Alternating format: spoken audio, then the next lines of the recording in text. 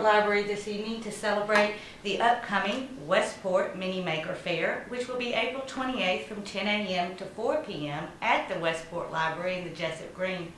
And today we have to talk about the Mini Maker Faire, our Assistant Director, Bill Derry on the left, Mark Mathias, who is going to tell us some of the history, also about his children and how they got him involved, and Mike Ogretz, who is going to be one of our makers, and he will show us his robot in a little bit.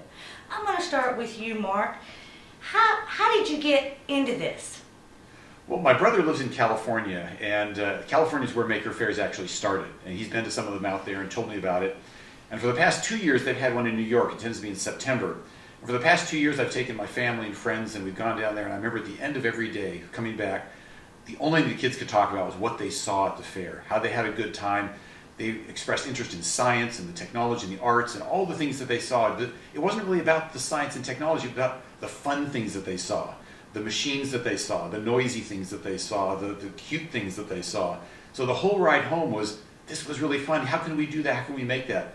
And it said to me, this is something that we need to bring out here to Connecticut. It would be a fun day for people, a great learning experience, and a lot of family fun for people. Bill, what is the Maker Faire? It's a celebration of innovation, curiosity. Well, what the Maker Faire is a celebration of the fact that people used to and still could produce and create. And it's a response to, for a while, people not doing that and for buying things that are proprietary, not being able to get into them, to figure out how they work. And it's just people wanting to get back to producing functional, aesthetically pleasing, but this has a little focus on the functional, a little more focus on some technology. Even though you'll see at the Maker Faire, we're going to have boat building, we're going to have pottery, and people producing some what you consider old-fashioned crafts. But it's about making things. And the interesting thing about this Maker Faire here is that Mark had this idea, and I had come from a conference in California where there was talk of that library should move towards more imaginative, more productive kinds of events and experiences that people can get involved in and connect with.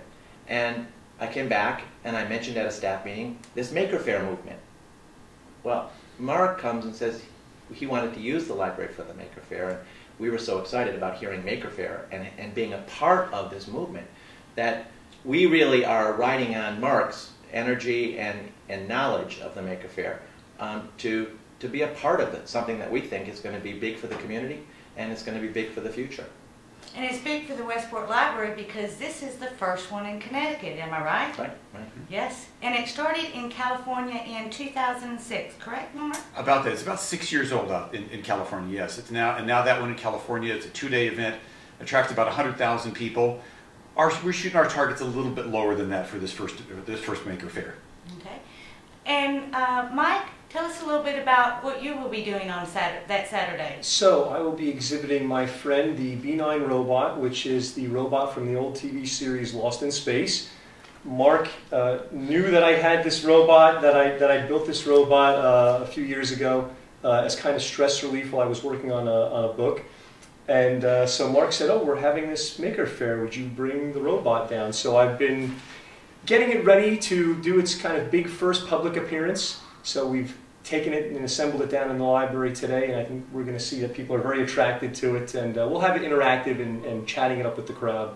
And I'll also be explaining what went into building it and just explaining some of the construction process. Bill, what has been the community response? How many makers will we see? Well, there's over 50 people have responded, and there'll be probably 60 makers. Easily. There's a lot of kids. There are lots of, it's a wide range of ages, and I think there'll be something for everybody in terms of a product or a creative process that they're going to be mesmerized by or interested in just participating in. There's some hands-on, but it's mostly demonstrations and watching what people are doing and then thinking about, well, how could I do that? Hopefully, that's really the goal. Now, we have put in the word mini in our Maker Faire. Tell us what that means. Well, the company that actually has the name Maker Faire is called O'Reilly Media. And we've actually licensed that name, and they have what they call their World Maker Fairs. The one they have in California, the one they have in New York, I think they have one in Detroit, and they're expanding around the world. And all of these, there are 50 mini maker fairs going on around the world this year. They're all independently community-oriented maker fairs that are put on by people like us that get involved with other organizations. And it's a very popular thing to do. People get excited about it. It's a fun thing to do. It's a great community event, and it allows people to connect up and share and learn and have a good time. So it's getting back to the basics of do it yourself. It is. And I want to comment on that. Well, something that has always impressed me about these is people oftentimes read about something. They see it in a book. They see it on television. They see it on a computer and the internet. Maker Faire is an opportunity for people to actually talk to the people who have built a robot and say, how did you do that? Can you show me what's inside the robot? Or how did you make this particular piece of art? Can you show me how to do this? Can I try that? And this is an opportunity face-to-face. It really personalizes this type of experimentation and exploration for kids and adults. And it demystifies it. It makes it achievable because you're talking to the people who are the makers. They'll answer your question. They'll talk to you or your kids or your family. And it becomes real. It becomes possible. And that's such a great motivator for people to see that, you know, if he can do it, so can I. And it's that kind of motivation we want to instill in people. Now, your 6-year-old was interested in a marshmallow shooter. Is that what you said? That's right. Last September at the Maker Faire in New York, actually he'd seen it the previous year when he was 5. One of the biggest booths they had there was a marshmallow shooter. And it was a bunch of PVC pipe that you put together, and then you put these mini marshmallows in it, and you blow it, and it's kind of like a dart gun, if you will, but with marshmallows. And my son came home from there and he said, Dad, we have to have my next birthday party as a marshmallow shooter birthday party. And so last December, we invited 15 of his closest buddies over, and we gave them bags of PVC pipe that we'd pre-cut for them. The kids put them together. They gave them a bag of ammo. That ammo was about a dozen mini marshmallows. And they ran around the backyard and they shot marshmallows at each other. It was a great day. My son was so happy with that. Okay, and so you are bringing this to all the kids of Westport and beyond. Yeah, well, certainly we're going to try and focus on Fairfield County. That's the area that we're in, and we've got people from around the area, some from New York, but those are pretty much the farthest people are coming. But with a lot of it's local stuff. I mean, most of the people are right here in Westport, Weston, Wilton. I have some Bridgeport people coming. But it's very community-based. Most of the people you're going to see are from certainly within driving distance of Westport. I think sometimes you also see the different personalities of people. You see them at work, or you see them as friends, but then to find out how their mind works with their hands is also fascinating. Yeah, the skills that people have, sometimes you never know until you see them doing these sorts of things. Or people develop an interest. There are a number of things that people, in fact, I was just talking to a person on the phone today who's going to be here. He's a woodcarver. And he saw some wood carving a few years ago, and he just took it on as a hobby. And he's now been doing it for about 15 years. And it's just something that he saw someone else doing it. To my point earlier, it personalized it. It said this person was showing him how to do it, and he said, you know, let me try that. Show me some ways to do that, some techniques. And he's now been doing it for about 15 years. And it's those sorts of things that people get these sparks because it's in front of them, they're talking to the creators, the makers, and it becomes real for them. I bet some friends are made along the way on that Saturday too. I hope so. We're hoping that a lot of the students from around the areas, we actually have some community things. We're going to have a battle of the Handmade Bands that's going to come up, where people have to come, they have to make their own instruments, and then they have to play a song. And these are people that might be a group that knows each other, but maybe not. But we want to pit some schools against each other, or some clubs against each other, or companies against each other. Whoever shows up that day, but we want them to have this sort of a community involvement of building something, making something, you know, trying to play a song that sounds like it's something identifiable. But really more importantly is that they've tried something, they've learned, they built something, and they've had a good time. Bill, are you still accepting applications for makers? No, April 1st was the deadline. So right now we are actually getting final commitments and making sure that we can fit everyone who has been accepted into spaces, because some of it will happen in the library, some of it will be even the children's room is participating by making a giant block building experience that day as part of the Maker event. And we have people who are going to be in the main hall. You know, the robot will be there, the robot you're going to meet in a few minutes. will be down in the Great Hall with other people who are working there. So it's kind of neat to see how we're talking about the role of a library changing and how it's going to change in the future. And I see the library always has been a place for people to connect. It's always been that. But not in this way. I mean, to me, this opens up new possibilities and new ways of looking at what a library is for the community and how it can bring people together in brand new ways. It's very, I know I'm not the only one excited. I mean, when we talk about it at the staff meetings, people are saying, oh, I want to be a part of it. We have a lot of staff that's working that day.